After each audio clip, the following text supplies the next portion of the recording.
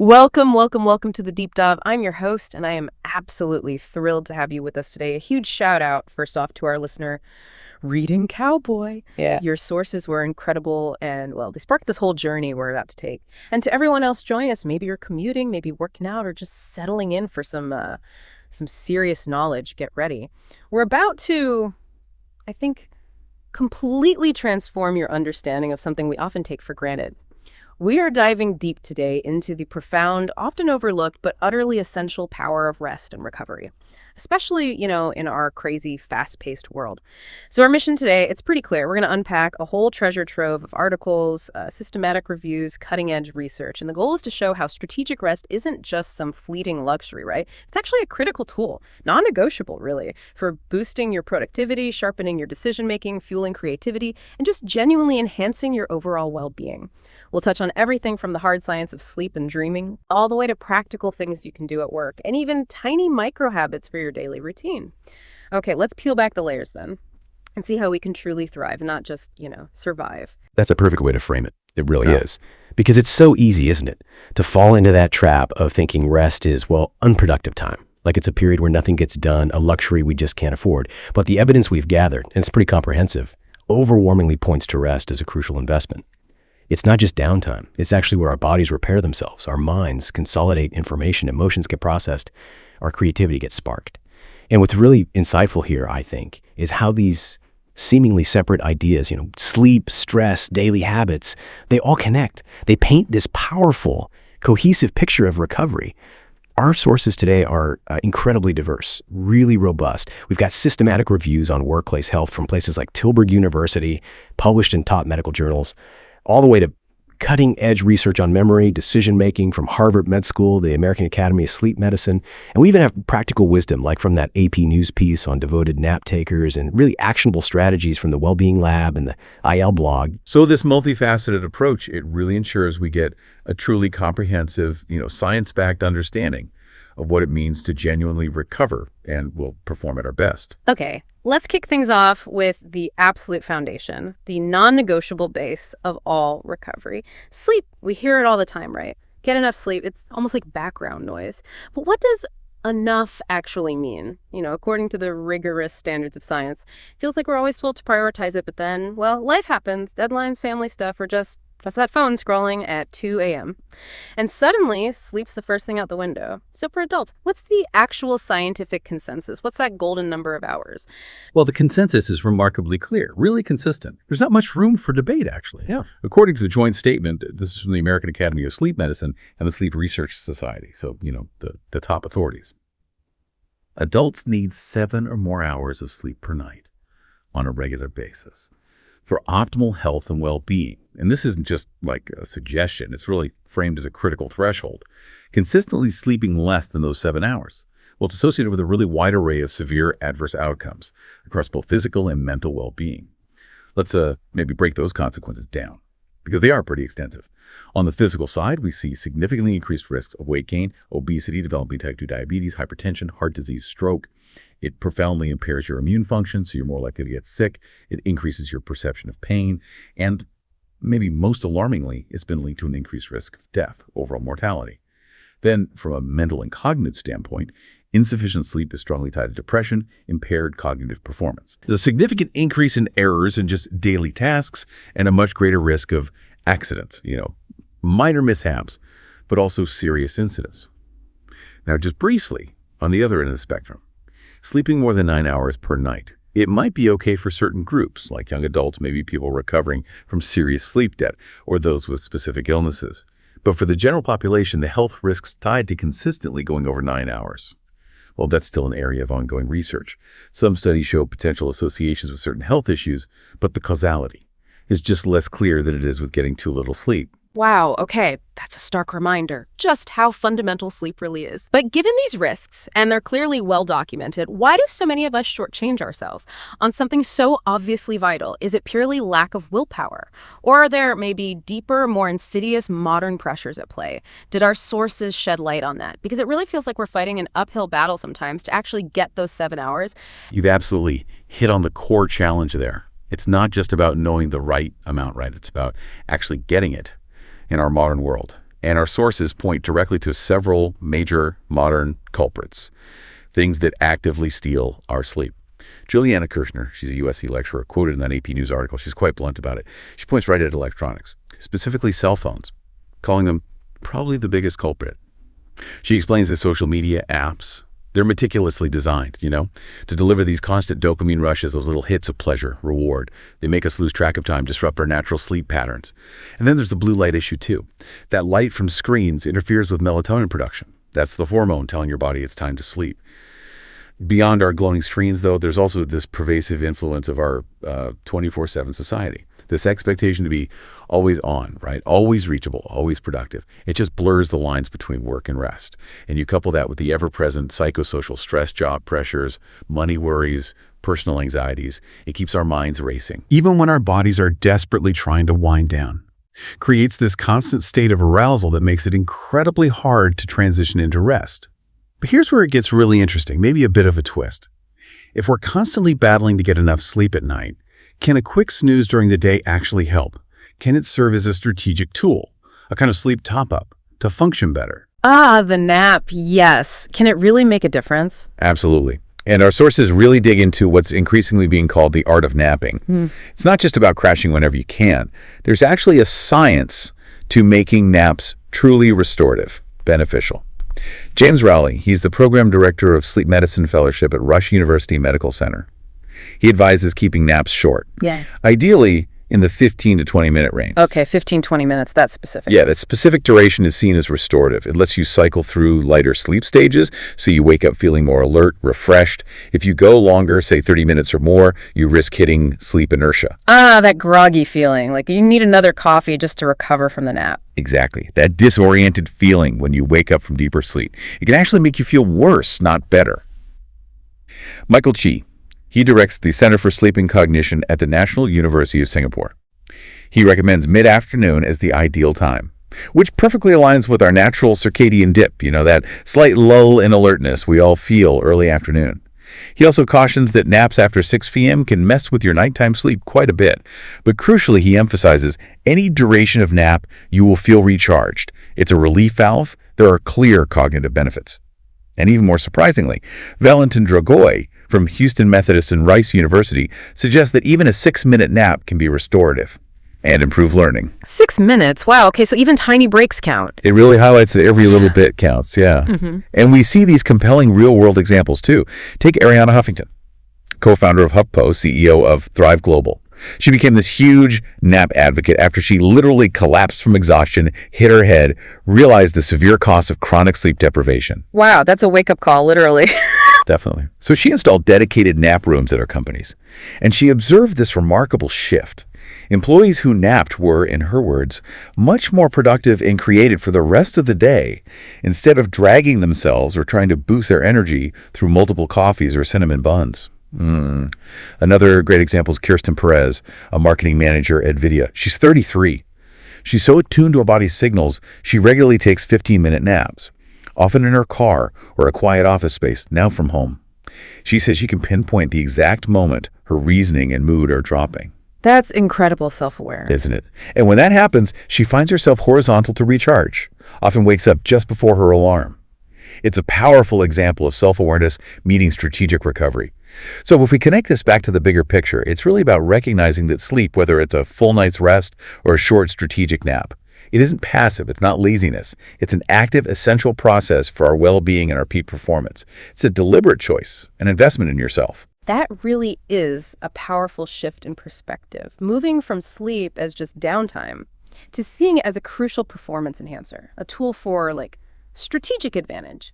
But, you might think your own lack of sleep only affects you, your energy, maybe your mood. Turns out, though, that's just not the case at all. Our sources show it has this significant domino effect with some serious financial consequences, not just for individuals, but for organizations, for society at large.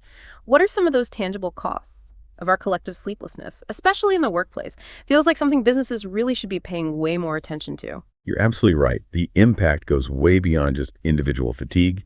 The occupational consequences of poor sleep, they're quite extensive, well documented across several sources, including those systematic reviews from Tilburg University and others published in major medical journals. Okay, so firstly, poor sleep directly and profoundly impacts information processing and cognition. Big time. Employees experience reduced motivation, compromised problem-solving abilities, which leads to slower, less effective decision-making. They often struggle with confusion, increased irritability, impaired communication, makes teamwork much harder, their judgment can be slowed, faulty, reaction times diminish. They might even show indifference, a loss of empathy, which is particularly worrying in, say, service jobs or critical fields like healthcare. This isn't just about feeling fuzzy, it's a measurable decline in mental sharpness. Then there are the more direct impacts on work attendance, performance, absenteeism, for instance, just being absent from work due to illness. Workers consistently sleeping less than 7 hours lose about 6 working days per year compared to those getting enough sleep. 6 days a year per person. That adds up quickly. It really does. And individuals with diagnosed insomnia, they're more than twice as likely to report absenteeism due to illness.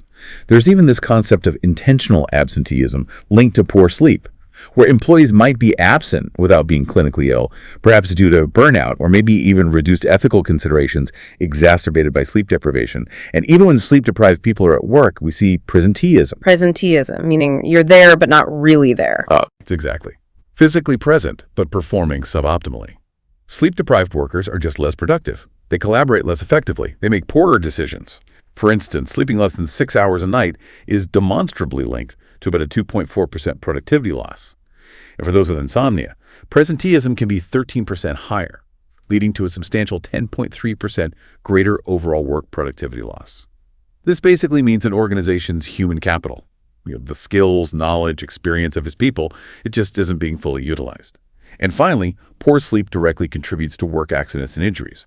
The reduced attention span, slower reaction times, impaired judgment. It significantly increases vulnerability to accidents. This has been directly linked to more car crashes for tired commuters and even major industrial disasters. These aren't minor things, huge human financial costs. This whole cycle is kind of underpinned by what's called the human capital theory. It helps us understand that poor sleep actually erodes the value of human capital because it prevents talent, potential from translating into beneficial actions for the company. Competitive advantage. It's like this silent systemic drain. And what's truly striking is just how pervasive these effects are, impacting not just individuals, but the whole organizational fabric, often unnoticed or critically underestimated by leaders. Those are incredibly stark realities. It paints a picture of a problem much deeper than just, individual grogginess. It's clear poor sleep isn't just about feeling a bit tired. It's systematically undermining performance, safety. So, okay, let's quantify this a bit more. What does this all mean in dollars and cents? For employers, for the economy, can we actually put a price tag on sleep deprivation? Because let's be honest, that's often what gets people's attention. We absolutely can. And the numbers are quite staggering. They put a very tangible cost on this hidden problem. From an employer perspective, the data is compelling. Untreated insomnia costs employers an average of $2,280 more per employee annually. Wow, over $2,000 per employee with insomnia. So a year. And that figure isn't just a guess. It accounts for that combination of factors. Yeah. More absenteeism, presenteeism leading to lower performance, higher rates of accidents. Other studies break down productivity loss estimates even further. Around $1,472 annually just for absenteeism. A significant $2,796 for insufficient sleep generally. And a whopping $3,156 for diagnosed insomnia per employee per year. You start multiplying that across the workforce. Exactly. Hundreds, thousands of employees. The numbers become astronomical very quickly. Now, on a more positive note for businesses, those workplace health promotion programs, WHPPS, initiatives designed to support employee well-being, they can actually be a remarkably smart investment. They've been shown to save employers roughly $2 for every $1 spent on tackling absenteeism and presenteeism costs. So being proactive actually pays off financially. It proves that proactive intervention is financially beneficial, yes. Shifting to the broader societal perspective, the economic hit is even more immense. The U.S. alone loses an estimated 1.9 million working days annually, just due to insufficient sleep, which translates to a staggering 9.9 million working hours across the entire workforce. Lost. And when you look at the total direct and indirect healthcare costs tied to insufficient sleep in the U.S., the figures range from a shocking $30 to $40 billion annually. Billion with a B. Billion with a B. These are not small numbers. And this highlights a critical blind spot in a lot of business literature, where the vital role of sleep for employee health, productivity, and ultimately commercial success, it's just often overlooked. undervalued. So given these staggering figures, the natural question becomes, how can organizations and how can we as individuals better integrate practices that actually support recovery? How do we move beyond just enduring sleep deprivation toward a more strategically restful approach? That's a crucial pivot because we firmly established sleep as this non-negotiable superpower, right?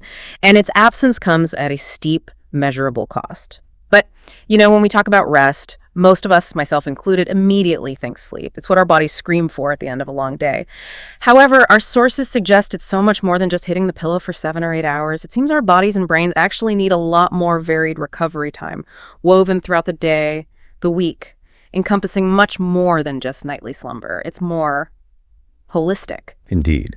And that's precisely where the recovery and rest wheel concept from the Well-Being Lab becomes incredibly insightful.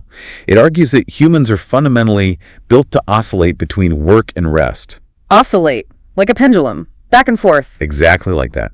And allowing for this natural oscillation isn't just a nice idea. It profoundly improves our health, strengthens relationships, and significantly enhances the quality of our work.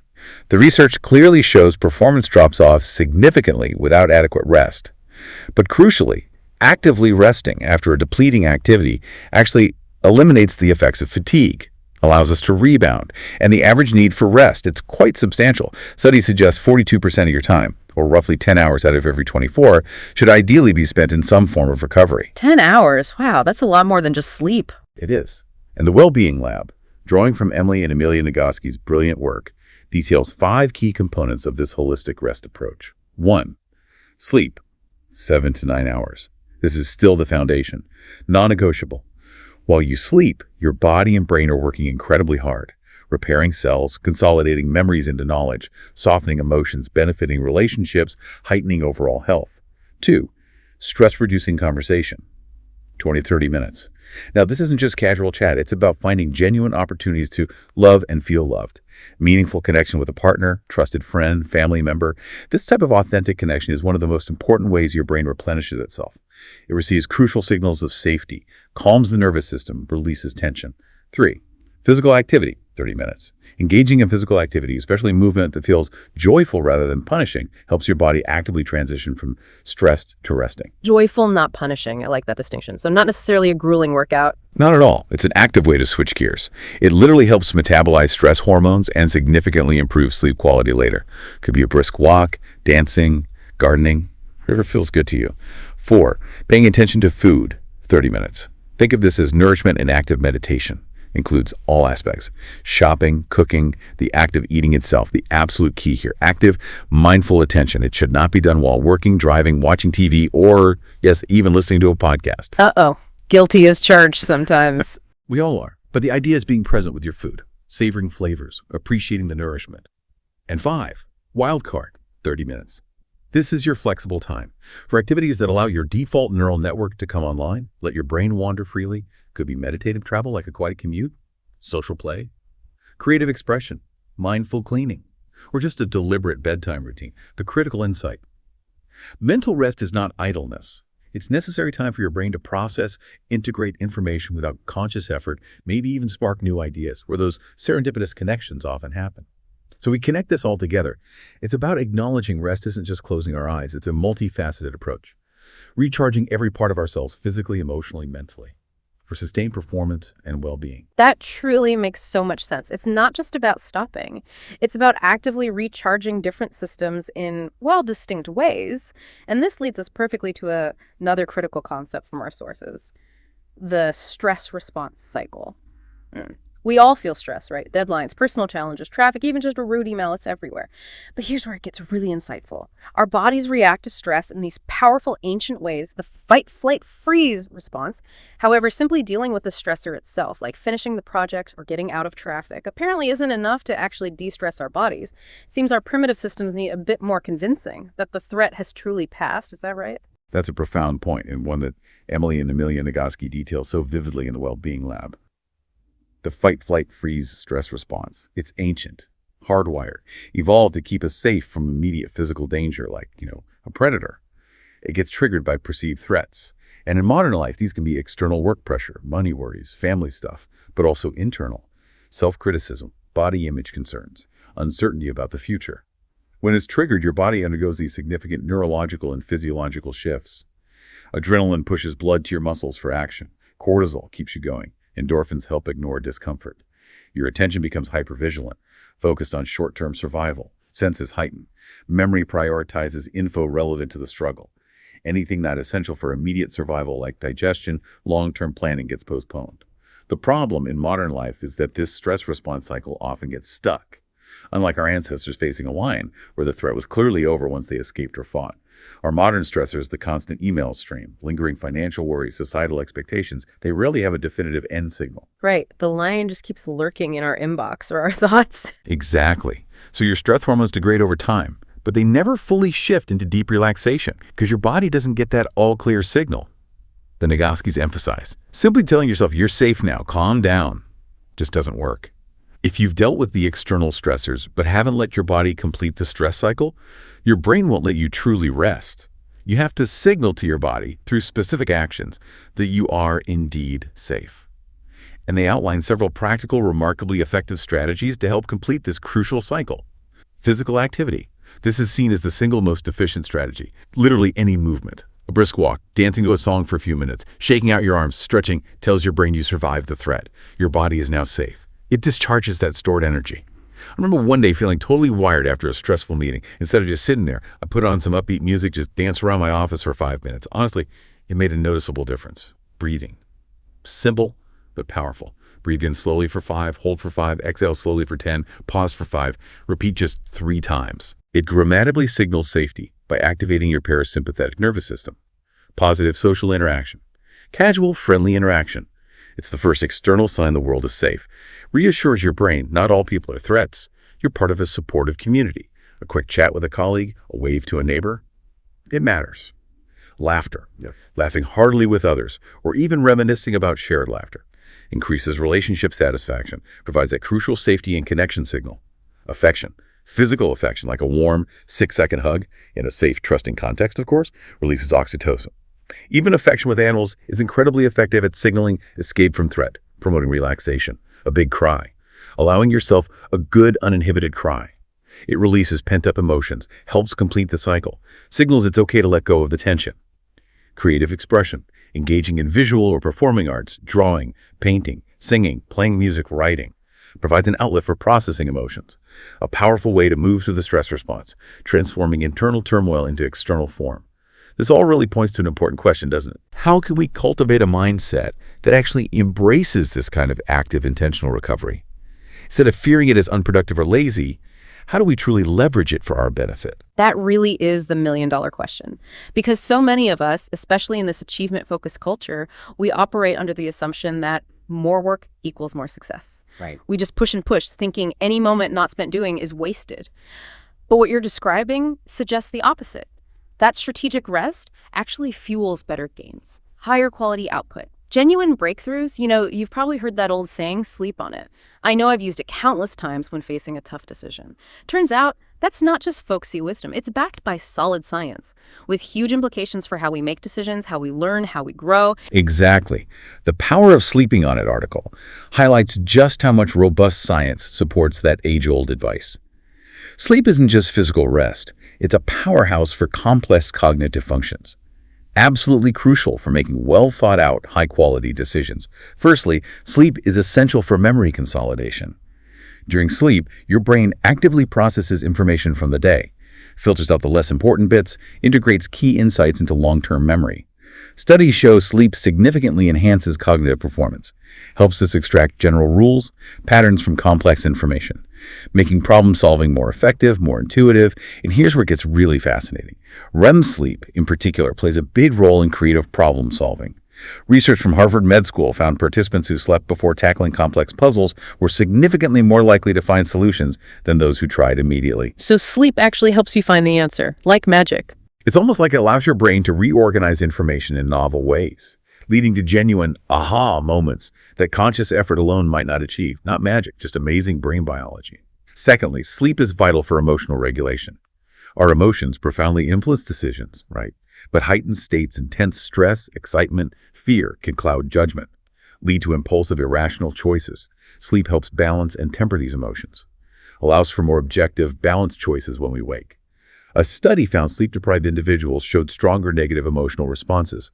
They struggled significantly more with logical processing, so making critical decisions while tired or emotionally charged. It can easily lead to rash, suboptimal outcomes. Finally, adequate rest, especially sleep, helps us avoid common cognitive biases. Things like confirmation bias, seeking info that confirms what you already believe, or anchoring bias, over-relying on the first piece of info. They often lead to poor judgment, tunnel vision. Taking a break, especially sleeping on a decision, lets the brain process information more objectively, move beyond initial impressions or biases. Research going way back suggests individuals who step back, revisit decisions later, are far more likely to correct these judgment errors, leading to better, more rational choices. And we see compelling real-life applications of sleeping on it everywhere. Jeff Bezos, Amazon's founder, famous for distinguishing one-way doors. Critical, irreversible decisions needing careful, patient deliberation from two-way doors. Reversible choices made faster. His approach really underscores the value of patient strategic thinking for high-stakes decisions, often involves sleeping on the really big ones. President Kennedy's handling of the Cuban Missile Crisis, a powerful historical example. Instead of reacting impulsively under immense pressure, his patient deliberation, consultation, averted nuclear war. Even in our personal relationships, experts suggest stepping away from heated discussions, revisiting them later, maybe after sleeping on it, leads to significantly more productive outcomes. Emotional intensity naturally decreases, allowing for more rational, empathetic dialogue. The sheer power of just pausing, of resting. It's truly transformative. It's absolutely incredible to think our brains are doing such heavy lifting, such complex, transformative work, while we're seemingly doing nothing, just resting or sleeping. And it's not just about making big decisions, though, is it? Our brains are actively working while we sleep to transform what we've learned into lasting knowledge. And even our dreams, those often bizarre, sometimes nonsensical nighttime narratives, they play a crucial, intriguing part in this whole process. I've always been fascinated by dreams, but understanding their role in learning makes them even more captivating. Oh, absolutely. This connection between memory, sleep, and dreaming is one of the most exciting, actively researched areas in neuroscience. As highlighted in that comprehensive PMC systematic review, post-learning sleep isn't just generally good for memory. It specifically benefits all types. Verbal, procedural, like learning a new skill, emotional, spatial memory. Sleep acts as this powerful consolidator, takes fragile new memories from the day, embeds them into permanent, stable storage in our neural networks. It actively integrates this new info with our existing past experiences, creates a richer, more interconnected knowledge base. But sleep doesn't just strengthen memories, it fundamentally transforms them.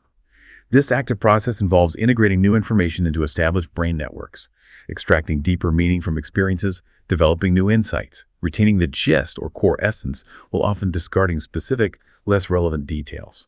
For example, studies show newly learned words only become integrated into our existing vocabulary networks after sleep, suggesting a deep reorganization of knowledge. Similarly, research using methods designed to study false memories shows sleep preferentially enhances memory for the thematic gist of learned information, rather than the exact details. Strongly implying sleep helps us abstract meaningful generalities. Central to this transformation is neural reactivation. This is truly fascinating.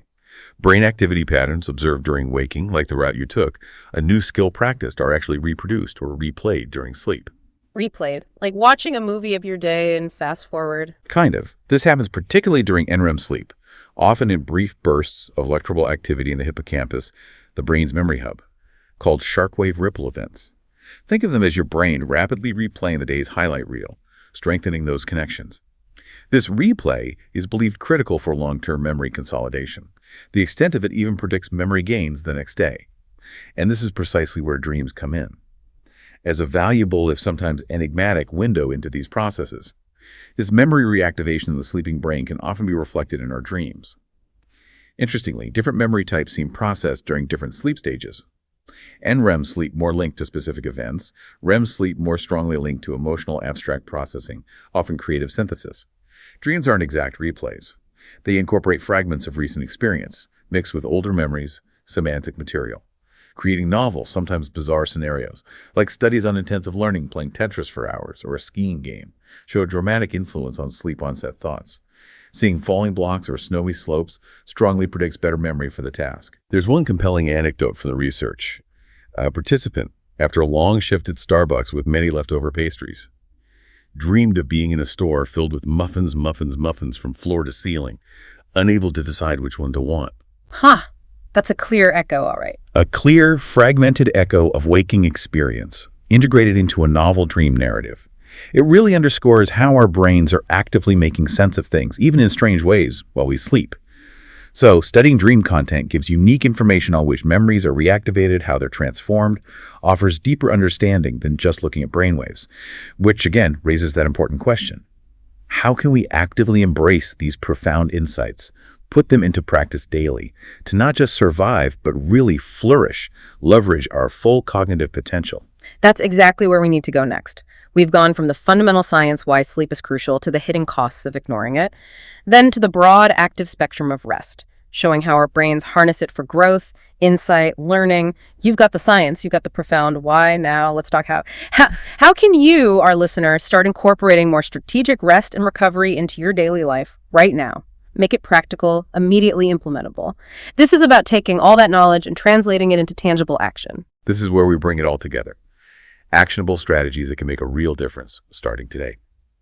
From the workplace angle, that PMC systematic review on employee sleep and health promotion is clear.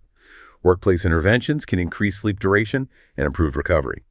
The most successful approaches tend to involve three key pillars: sleep hygiene education, cognitive behavioral therapy for insomnia, CBTI. That's a structured program helping people change thoughts and behaviors hindering sleep, and interventions actively working to reduce work-family conflict. Looking at specific behavior change techniques, PCTs, that work, the research highlights a range: education and awareness, seminars explaining sleep's importance, adverse outcomes, tools for self-monitoring sleep habits, journals, apps, guiding employees in goal setting for healthier sleep, support and reinforcement, sending follow-up prompts for new habits, facilitating practice sessions, maybe yoga, mindful breathing, behavioral modeling leaders openly demonstrating healthy practices, even rewards for positive changes. And one-on-one coaching offers personalized guidance, environmental adjustments, even environmental restructuring helps, like sit-stand desks encouraging movement, or, where feasible, reduced hours or flexible schedules to ease pressure. The Tilburg Review reinforces this. Companies should actively educate employees on sleep, incorporate it into wellness strategies, make it part of the culture, not just a personal problem. Those are fantastic insights for organizations. Really shows companies have a role. But now let's bring it down to what you can do, starting today.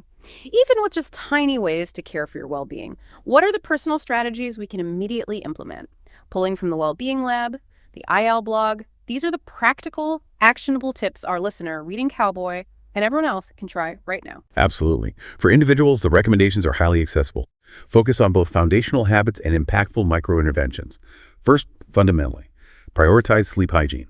The IIL blog, the Well-Being Lab, emphasize creating a consistent bedtime routine, 30 to 45 minutes to wind down.